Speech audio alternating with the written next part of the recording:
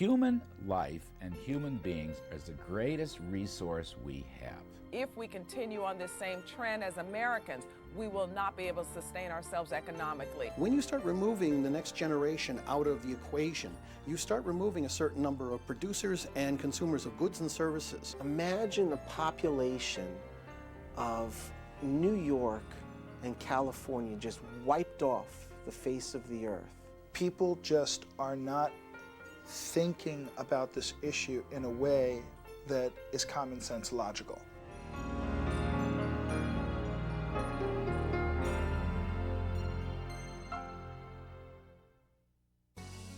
On January 22, 1973, the Supreme Court decision of Roe v. Wade significantly altered the social and economic landscape in the United States. Now, 35 years later, 50 million lives have been lost to abortions. The impact of these losses not only affects the lives of the families involved, but each and every American citizen. We are responsible for a generation lost, and we, as a nation, will pay the price. One of the greatest tragedies since Roe v. Wade was passed in the early 70s is we've lost nearly 50 million kids. I mean, it's a tragedy. It's a religious tragedy. It's a moral tragedy. It is also an economic tragedy. I think it impacts our economy. I think it impacts who works in our country. I think it impacts immigration.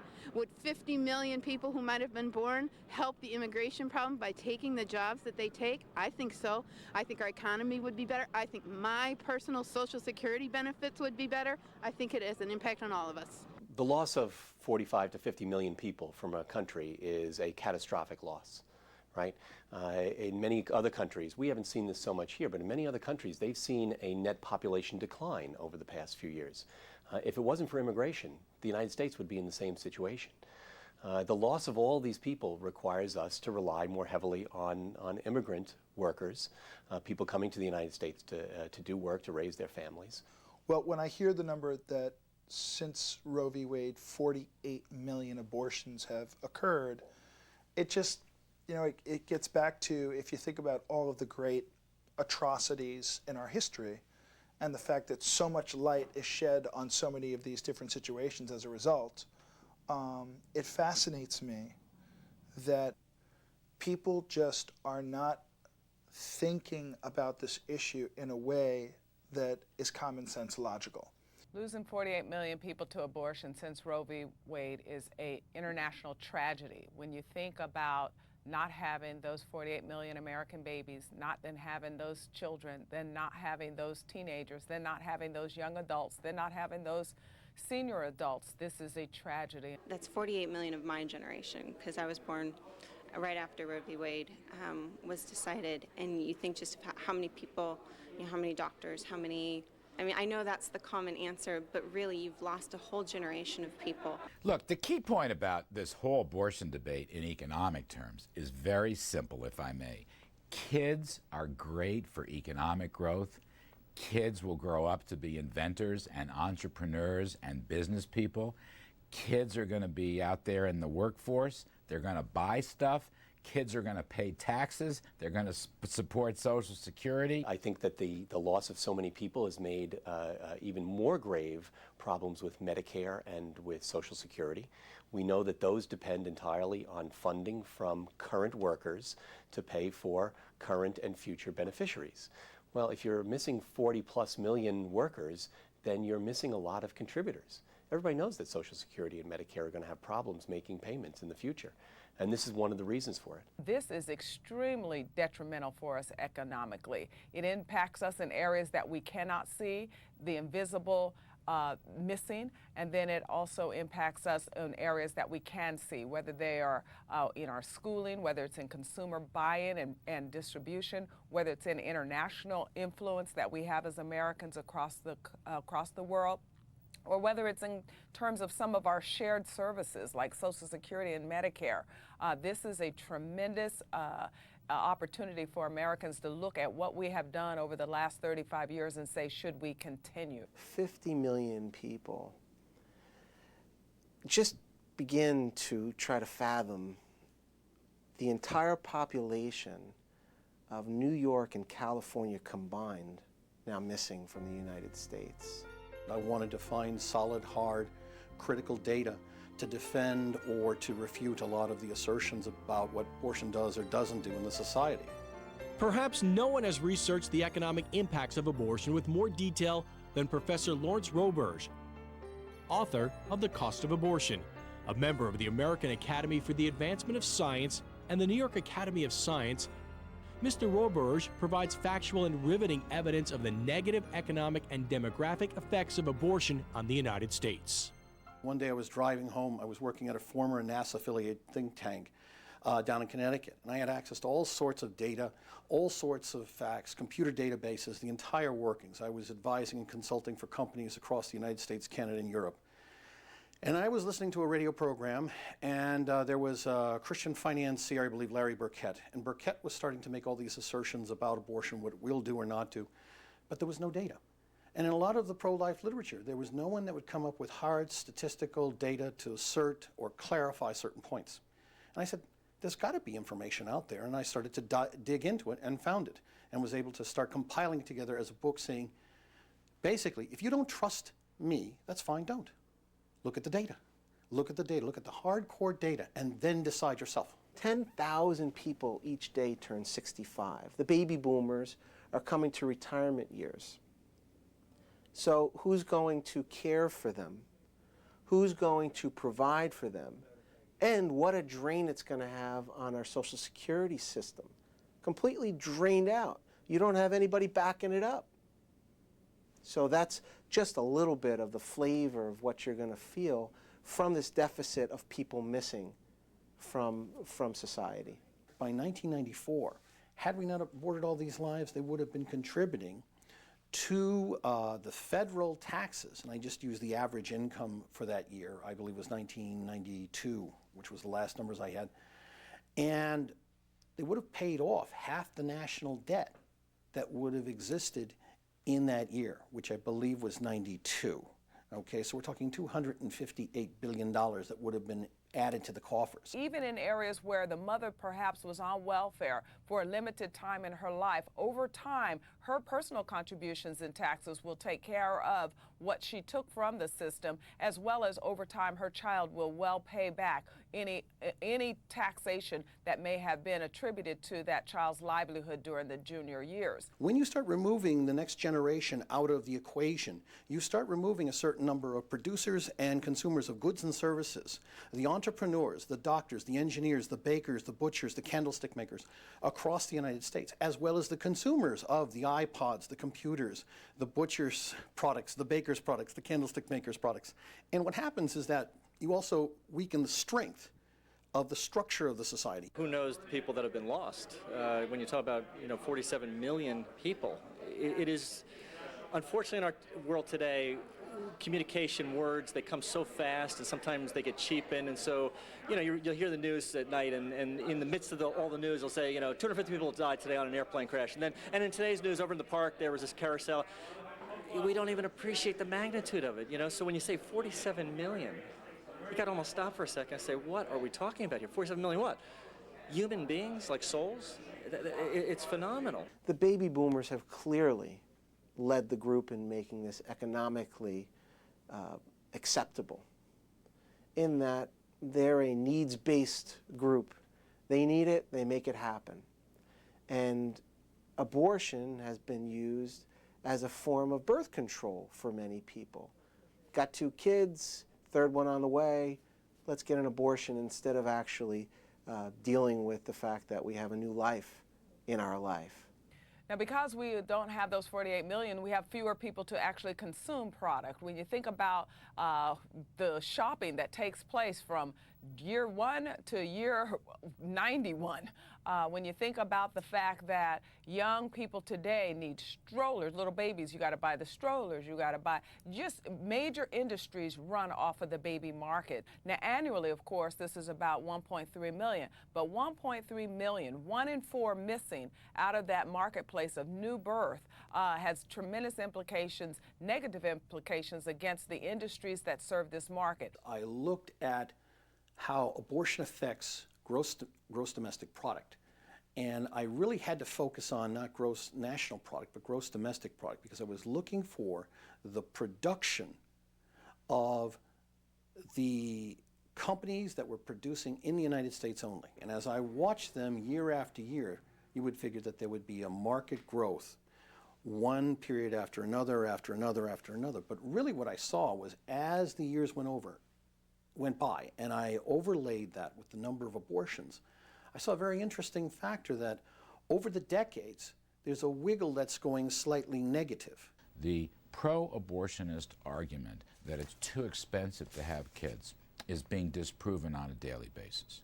And we are now seeing a pickup in the fertility rate in this country, which I think is a wonderful thing. We're also seeing a pickup in the marriage rate. So these are healthy economic signs for the United States. Which one was the one who would have gotten to the cures of cancer sooner than we are getting there now? Which one is it that would have made major contributions in poetry, in math, in music? And so there's a tremendous loss, economic loss, but as well, if you can envision the loss of that type of talent in our society and innovation in our society today, we don't know ultimately in a financial dollar what that would have been. The impact of abortion on economy is not only here and now with that one very act, it's many generations, it's intergenerational, in that for many, many decades in the future, you will feel the effects, not only on the workforce, the taxation or the taxes that are going to be generated, but also the productivity. By the 1990s, there was not as many children in the families that were first-time home buyers. There was this dramatic shift in the size of the homes, the dollars of the homes, and I believe that this was partly related to abortion. Less children born would mean that there would be differences in how the purchasing of the house occurred. Would you be looking for a house for 5 children? No. Would you be looking for a house with 3 children? No. Basically, every parameter was shifted toward houses with either one owner or one couple by the 1990s. I think also another reason that you have a problem in our economy because of abortion is that the American economy, especially now, is people-driven. It's not hardware-driven or resource-driven. It's people-driven. The overpopulation myth, the myth of it, is that we have far too many individuals and therefore we need to control the growth of our population. The main premise is that we use up all of our resources. We do not have enough resources and food to feed all the number of mouths, etc. And therefore, that's sort of one of the justifications, one of the pillars of justification for abortion. Not long ago, I was going into restaurants and there were no waiters because there was nobody in that particular point in their life to be able to do that job. We didn't have enough people to support certain businesses. We had, at one point, we couldn't even get a secretary for the company because there weren't enough people out there in order to support that. And over, it was proven that you didn't have the workforce to support in various roles in our economy. So there are a number of effects that we're feeling now, but I don't think the biggest effects have happened yet. You look at nations that have poor birth rates like Europe, like Japan. These are dying nations. Add Russia to that list. Their populations are coming down. That means their economic growth is coming down. That means they're going to be second and third-rate economic countries before long. Human beings created by God, kids in the first instance, are the greatest economic resource we could ever have. We know today that the greatest generation, the World War II generation, had about 40 million people. The baby boom generation had 80 million people. Today, that Gen Xer is about 37 million people. So we're missing now 48 million from that generation, while at the same time, folks had smaller families. So the implication on labor is very important. What I did was I looked at and used the data from the Department of Education using 2 different numbers. Number of students per teacher in 1973 when Roe v. Wade occurred, and then my last information was the number of students per teacher for 1992. In 1992, it was 16.8 students per teacher. In 1973, it was 21.3. And as I looked at all these numbers, basically by the time I ended with just roughly around 94, had we not aborted those children, what you would have had is somewhere between 950,000 to 1.3 or 1.2 million more teaching jobs in this country, K through 12, public and private. In the last 25 years, we've grown about 3.5% per year. That's a great number. Our unemployment rate is averaging now something close to 5%. That's a very low number for unemployment. If we had had the benefit of 50 million more in the workforce, maybe our long-term economic growth would be 4% or higher. Maybe our unemployment rate would be even lower. Maybe the next new technological advance would have already been invented. It's hard to say, except I know in my heart that we have done something very wrong here. I know we've done it wrong in moral terms, but I also know we've done it wrong in economic terms. Well, clearly we would have more tax revenue. We would have a greater need for teachers, of course, and there would be less of a reliance on overseas for many of the services that many companies are turning to, call centers and other workforces that are not available here at reasonable prices. In Massachusetts, I was the highest rated politician in the history of that state. Poll numbers, Kennedy, Bush, Kerry, all these different people. In a poll that was taken in 1991 something. And yet at the same time, I was the leader of the pro-life movement in Massachusetts. So what does that say? It says that if you're pro-life, you can still be a successful politician. Most politicians are laboring under the assumption that they have to change their position, they have to compromise their Catholic values in order to be a successful politician. They don't. I mean, we can sit here and we can talk about fetuses and we can use terms, but it doesn't hide what's going on, that we're killing the unborn and we don't value life as a society. Abortion has an intergenerational effect, and just today somebody told me a story of a young 13-year-old who knows that her mother has, since having her, had an abortion. And every time she looks at a small child in the street, she thinks that could have been my younger brother or sister. You know, when I was growing up, my first campaign was my congressman. My congressman was John Kennedy, who became president, and Tip O'Neill and John W. McCormick, and all these very famous names in politics at the time in my neighborhood. They were all pro-life. They were all Democrats. They were all Catholic. Unfortunately, something has happened over the last few years. Maybe it's the intimidation and the influence of the secular media that has put a lot of pressure on politicians, and they've literally changed their position on the life issue. Certainly it is an monumental economic impact because of abortion, but even more monumental is the effect that it is having on our nation as far as families. On a personal level, knowing each and every day that tens of thousands of those lives that could be are being snuffed out is a burden, spiritually. God created human beings. Human beings are the center of family life. They are the center of all economic life. You cannot have a strong functioning economy without humans. Tax funding goes to Planned Parenthood, which is the #1 abortion provider. Tax funding goes to Planned Parenthood at the levels of $300 million a year. There's a tremendous cost against society when it comes to killing the children. And yet, on the other hand, when you have the child, although there are some investments that a family would make, and perhaps even society through education, the contributions that that one live being will make later and over a sustained life are far more important. You know, a lot of these abortionists, pro-abortion people say, well, it's too expensive to have kids and it's going to overload our welfare system.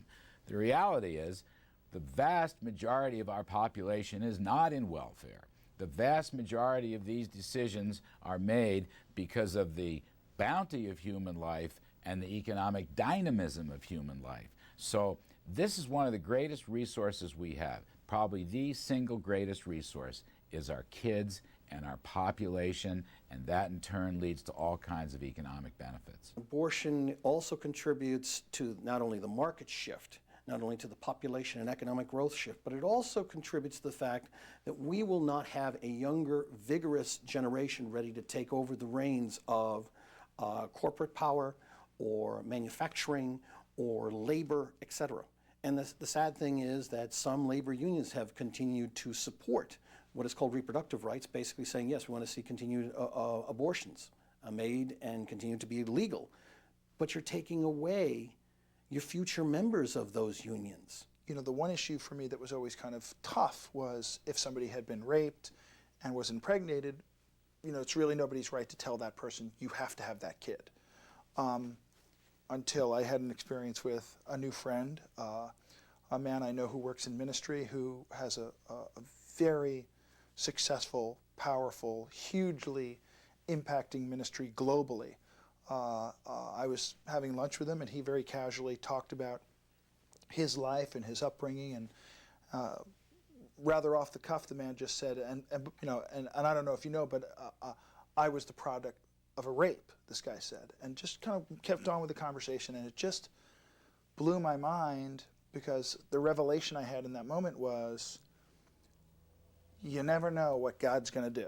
Adoption is a beautiful option for those that are not only saying, should I abort this child or should I not? We want that child to come to term, and adoption is one option. So what has happened in federal law is an adoption tax credit for those families that are waiting to adopt, and or as an incentive for those that might contemplate adoption. There is a little bit over $10,000 tax credit that one can receive for legal fees and other related costs that would surround adopting a child, to make adoption much more preferable in our society than to abort.